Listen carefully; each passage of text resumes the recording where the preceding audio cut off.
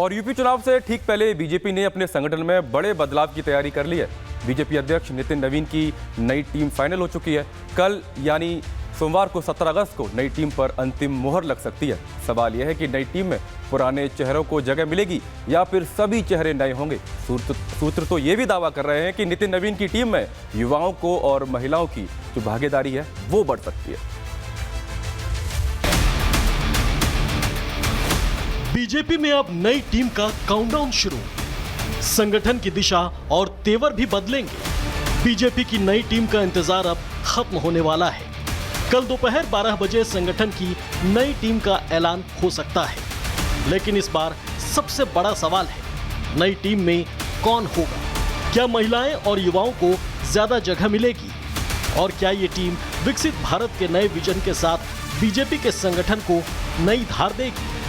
BJP surprise देने के लिए हमेशा जानी जाती है, चाहे बीजेपी अध्यक्ष बनाने की बात हो या फिर कोई और राज्यों में सीएम के चेहरे। और अब बारी है बीजेपी की नई टीम की। कल नई टीम का ऐलान संभव है। ये 2029 की टीम होगी, 2027 उत्तर प्रदेश की टीम होगी, 2027 पंजाब चुनाव और उत्तराखंड चुनाव की टीम होगी और ये नितिन नवीन की नई टीम होगी। मुझे जो खबर है कि ये कल 12 बजे इसकी औपचारिक घोषणा होगी, ऑफिशियल अनाउंसमेंट होगी, जिसमें भारतीय जनता पार्टी की नई टीम, नए पदाधिकारी, नए विभागों के अध्यक्ष, उपाध्यक्ष, चेयरमैन, डिप्टी चेयरमैन और माना जा रहा है कि प्रवक्ताओं की लिस्ट में भी थोड़ी फेरबदल हो सकती है, यानी कि spokes persons could be nominated and renominated and shuffled.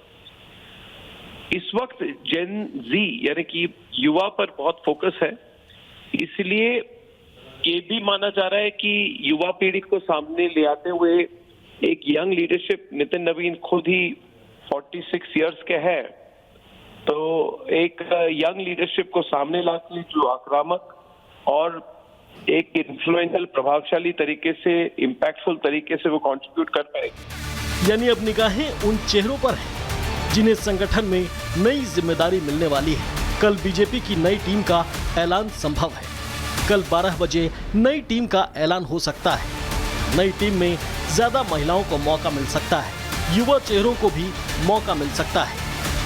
तो पीढ़ी दर पीढ़ी जब नेताओं का पैठ बढ़ता जाता है तो उस हिसाब से पार्टी अपना रास्ता खुद ब खुद तय करती रहती है। जहां तक पार्टी के संगठन स्तर पर बदलाव की बातें हैं, वो बदलाव होनी तय है। और इसमें एक और बात मैं जोड़ दूं कि जो मुझे पता चल रहा है, बहुत सारे ऐसे युवा चेहरे और पुराने चेहरे हैं जो संगठन स्तर पर या पार्टी स्तर पर या सरकार स्तर पर राज्यों में काम करते रहे हैं। उनके अनुभव का इस्तेमाल राष्ट्रीय स्तर पर भी की जा सकती है। इस बार नई टीम में महिला शक्ति पर खास फोकस दिखाई दे सकता है। महिलाओं को संगठन में अहम जिम्मेदारियां देने की तैयारी संभव है। सिर्फ महिलाएं ही नहीं, बीजेपी की नई टीम में युवा चेहरों को भी बड़ा मौका मिलने की संभावना है। यानी संगठन में नई पीढ़ी की एंट्री और नई जिम्मेदारियों का रास्ता खुल सकता है। कई ऐसे चेहरे हैं जिनका विभिन्न राज्यों में, चाहे बिहार हो, उत्तर प्रदेश हो, बंगाल हो, असम हो या दक्षिण के राज्य हैं।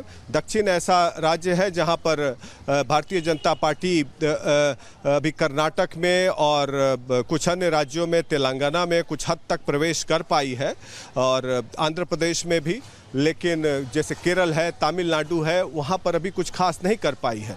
तो इसी कवायद में प्रधानमंत्री नरेंद्र मोदी, गृह मंत्री अमित शाह, भाजपा के अन्य शीर्ष नेता, भारतीय जनता पार्टी के राष्ट्रीय अध्यक्ष नितिन नवीन, राष्ट्रीय प्रभारी BL संतोष जी, सब लोग मिलके इस पर एक निर्णय, काफ़ी अरसे से इस बात पर चल रही थी और हाल में जो स्टेलमेट आए पार्लियामेंट में और जंतर मंतर पर जो प्रोटेस्ट हुआ, उसको लेकर एक सामाजिक संदेश देना चाहती है भारतीय जनता पार्टी, पार्टी स्तर पर और सरकार के स्तर पर बदलाव करके। और इस पूरी कवायद को प्रधानमंत्री नरेंद्र मोदी के लाल किले से दिए संदेश के साथ जोड़कर भी देखा जा सकता है, जहां पीएम ने जेन ज़ी की ताकत, महिलाओं की भूमिका और विकसित भारत के संकल्प पर जोर दिया था।